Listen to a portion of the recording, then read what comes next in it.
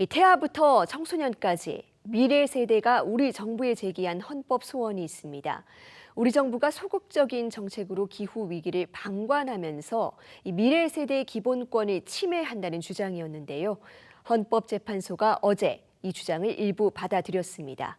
어떤 의미가 있는 건지 먼저 영상부터 보고 오겠습니다.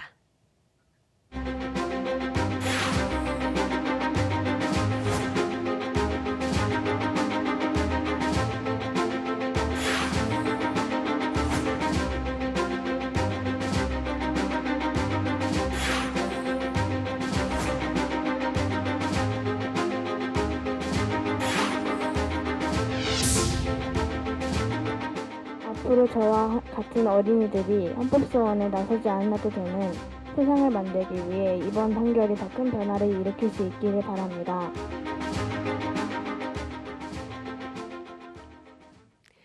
네, 이번 기후 소송을 대리한 윤세종 변호사 전화로 연결해 보겠습니다. 변호사님 안녕하세요. 네, 안녕하세요.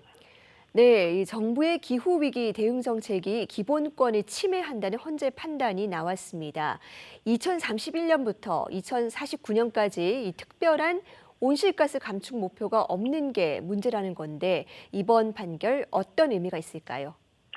네, 먼저 이번 결정은 기후변화가 기본권의 문제이고 국가가 이를 보호할 헌법상 의무가 있다는 것을 처음으로 인정받은 사례라는 것이 가장 큰 의미입니다.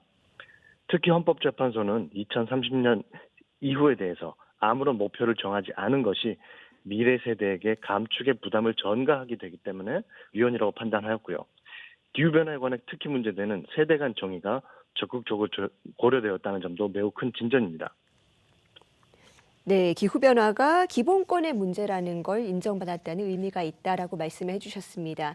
하지만 이 온실가스 배출을 2030년까지 40% 감축한다는 정부 목표에 대해서는 기각을 했습니다. 이 정책이 미래 세대의 과중한 부담을 이전한다고 볼 수는 없다는 건데 이 판단은 어떻게 보셨습니까? 네, 헌법재판소는 특정 연도의 감축 목표의 적정성에 대해서는 법적인 판단을 내릴 수 있는 단일한 기준이 없다는 이유에서 2030년 목표를 위헌으로 단정할 수 없다라고 판단한 것인데요. 그러면서도 2030년 목표가 최선이라는 취지는 아니라고 명확하게 밝혔습니다. 이번 결정은 온실가스 감축 목표가 과학과 국제적 책임에 부합하는 방식으로 정해져야 된다고 제시했는데요. 국회와 정부에서 이 기준에 부합하는 감축 목표를 새로 수립하게 되면 2030년 목표 역시 함께 상향돼야 될 필요성이 크다고 판단하고 있습니다. 네, 일단 일부 결실을 맺은 건 아주 중요해 보입니다. 이 소송을 제기한 아기들과 이 청소년, 당사자들 심정도 남달랐을 것 같습니다. 어땠습니까? 네, 아기와 청소년들은 이때까지 기후변화 문제의 가장 중요한 당사자임에도 불구하고 목소리를 갖지 못했던 것이 사실입니다. 그것이 이 소송을 제기하게 된 가장 중요한 동기이기도 했고요.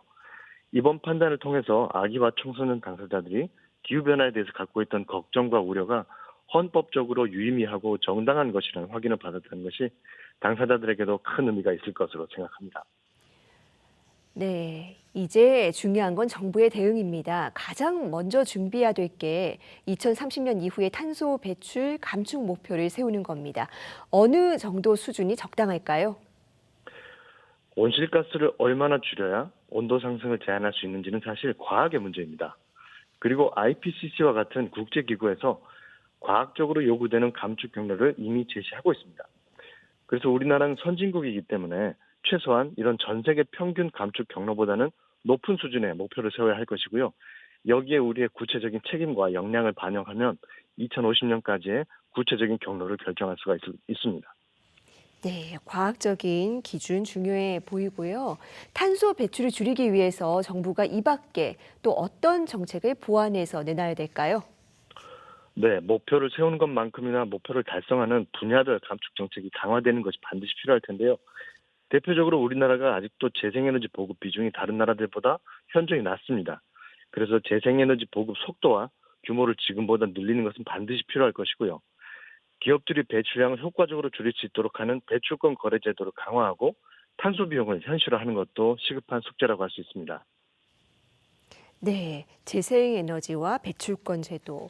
자, 일부이긴 하지만 이 정부의 기후 정책이 기본권을 침해했다는 점을 우리 헌재가 아시아에서 처음으로 인정한 겁니다. 지금 대만이나 일본 같은 다른 나라에서도 기후 소송이 이루어지고 있는데 이번 판결이 영향을 미칠 수 있을까요? 네, 대부분의 나라에서 기후 소송은 선례가 없는 최초의 사건입니다. 우리나라 이번 사건도 마찬가지고요. 법원이 선례가 없는 사건을 판단할 때는 외국 법원의 사례가 중요한 참고가 될 수밖에 없습니다.